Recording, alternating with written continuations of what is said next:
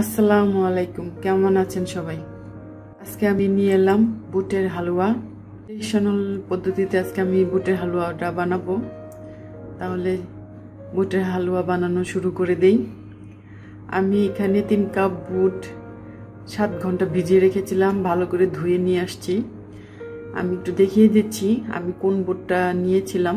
আমি এই বুটের ডালটা নিয়েছিলাম, 3 কাপ নিয়েছি। তারপর আমি এখন এর মধ্যে আমি পানি অ্যাড করে দিচ্ছি। পানিটা অ্যাড করছি কারণ এটাকে সিদ্ধ করতে হবে। আমি এখানে 3 কাপ পানি দিয়ে দিলাম, আর দিলাম 1 চা চামচ খাওয়ার সোডা। এখন দিব একটুখানি লবণ। খাওয়ার সোডাটা দিলাম কারণ এটা তাড়াতাড়ি সেদ্ধ হতে সাহায্য করবে। খাওয়ার সোডাটা দেওয়ার একমাত্র কারণ তাড়াতাড়ি সেদ্ধ হবে, যেহেতু আমরা পানিটা কম নিয়েছি। এখন এটাকে একটু মিক্স করে তারপর আমি যে পাত্রে সেদ্ধ করব সেই পাত্রে আমি একটু নিয়ে নিচ্ছি। সবগুলো ভালোভাবে নিয়ে নিচ্ছি। সবগুলো বুট নেওয়া হয়ে গেলে তারপর আমি এটাকে চুলায় বসিয়ে দেব। চুলায় আমি ফ্লেমটা একটু বাড়িয়ে দিলাম। যখন বলকটা চলে আসবে তখন আমি এটার ফ্লেমটা একটু কমিয়ে দেব, মিডিলে করে দিব। আর বেশি সময় লাগবে না, 5 থেকে 10 মিনিটের মধ্যে হয়ে যাবে। বলক চলে এসেছে। এখন আমি চুলার ফ্লেমটা মিডিলে করে দিয়ে একটু নেড়ে দিব। আমরা খাওয়ার সোডা ইউজ করেছি, এই জন্য একটু ফোম উঠেছে, তাতে কোনো সমস্যা নেই। আর এখন এটাকে কুক করব। তবে আপনারা চাইলে ঢাকনা দিয়েও কুক করতে পারেন, ঢাকনা ছাড়াও কুক করতে পারেন। আমি কুক করব। কুক করে আমি পানিটা একেবারে শুকিয়ে ফেলবো।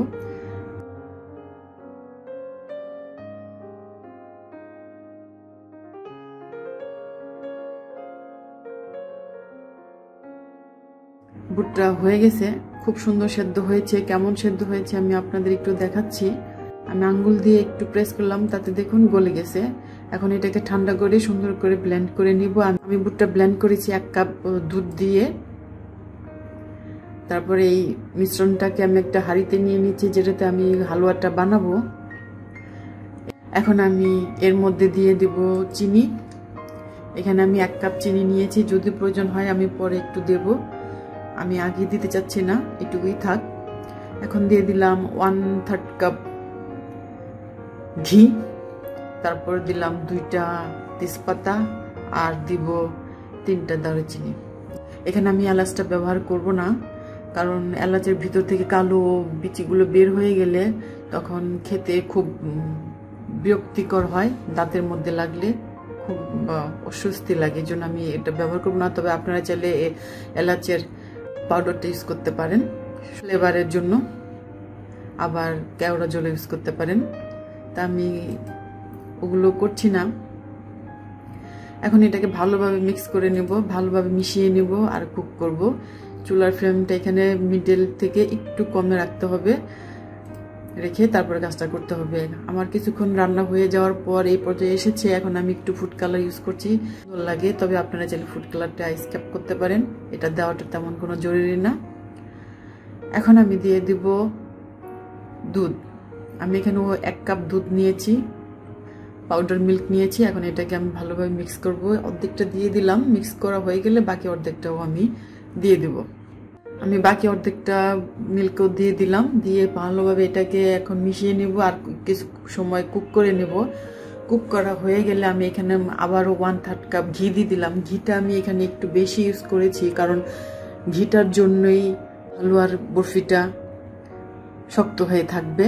তবে আপনারা চাইলে একটু কমিয়ে নিতে পারেন, তাতে কোনো সমস্যা নেই। কিন্তু আমি বলবো ঘিটা পারফেক্টলি ইউজ করতে। যদি ঘিটা একটু বেশি ইউজ না করেন তাহলে বরফির শেপটা ভালো থাকবে না, ঝুরঝুরিয়ে ভেঙে যাবে।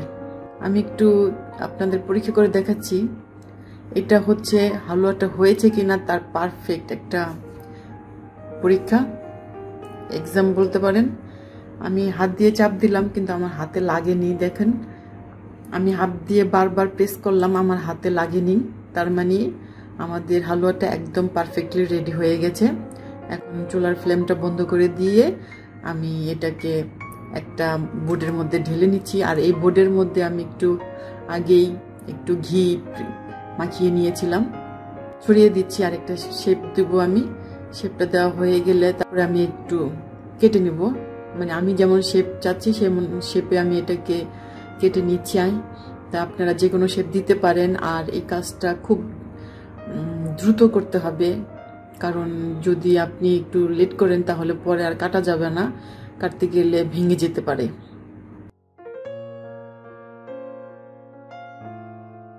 একটা শেপ দিলাম, আপনারা আপনাদের পছন্দ মতো শেপটা দিয়ে দিবেন।